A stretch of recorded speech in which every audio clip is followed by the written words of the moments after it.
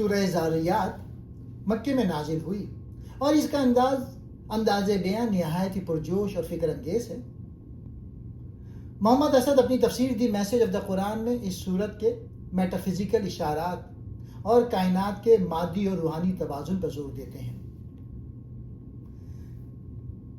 اس سورت کا آغاز قدرت کے ان مظاہر کی قسموں سے ہوتا ہے جو کائنات میں حرکت اور زندگی کا باعث بنتے ہیں۔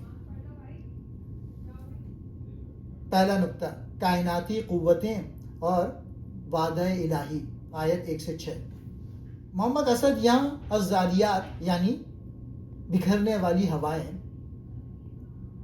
دوسرا بوجھ اٹھانے والے بادل اور روانی سے چلنے والی کشتیاں یا قوتیں کی تشریح محض مادی عناصر کے طور پہ نہیں بلکہ ان قوانین فطرت کے طور پہ کرتے ہیں جو کائنات کو چلا رہے ہیں۔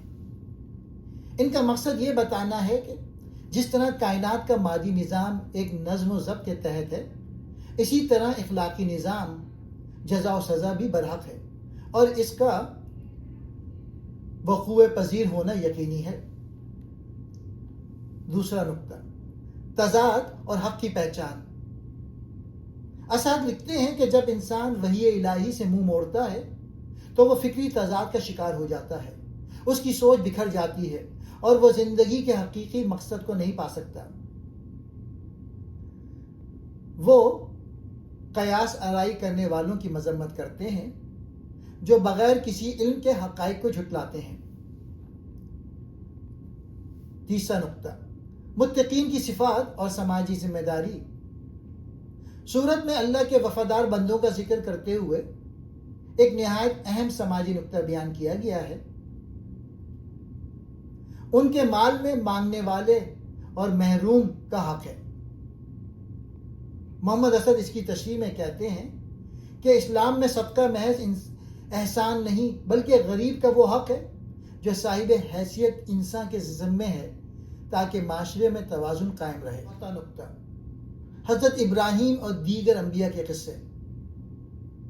سورت میں حضرت ابراہیم کے پاس فرشتوں کی آمد اور انہیں بڑھاپے میں بیٹے کی خوشخبری ملنے کا تذکرہ ہے۔ محمد اسد یہاں یہ نقطہ اخذ کرتے ہیں کہ اللہ کی قدرت مادی اسباب کی محتاج نہیں ہے۔ اس کے بعد قوم لوط، فرعون، عاد اور سمود کے عبرتناک انجام کا ذکر اختصار کے ساتھ کیا گیا ہے تاکہ انسان کو یاد رہے کہ ظلم اور سرکشی کا نتیجہ ہمیشہ تباہی ہے۔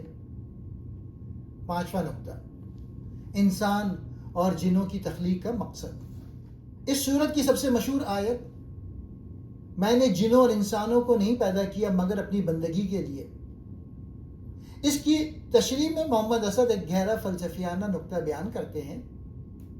ان کے نزدیک عبادت کا مطلب محض رسم و رواج کی ادائیگی نہیں بلکہ شعوری طور پہ اللہ کی حاکمیت کو تسلیم کرنا اور اپنی زندگی کو اس کے قوانین کے مطابق ڈھالنا ہے۔ اللہ کو ہماری عبادت کی ضرورت نہیں بلکہ یہ انسان کی اپنی روح کی ضرورت ہے تاکہ وہ کائنات میں اپنا صحیح مقام پا سکے۔ سورت کا خلاصہ،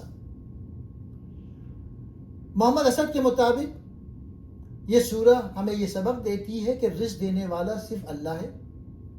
انسان کو چاہیے کہ وہ رزق کی فکر میں اپنے حقیقی مقصد یعنی بندگی رب کو نہ بھولے اور یہ یقین رکھے کہ اس دنیا کے بعد ایک ایسا دن آنے والا ہے جہاں ہر عمل کا حساب ہوگا۔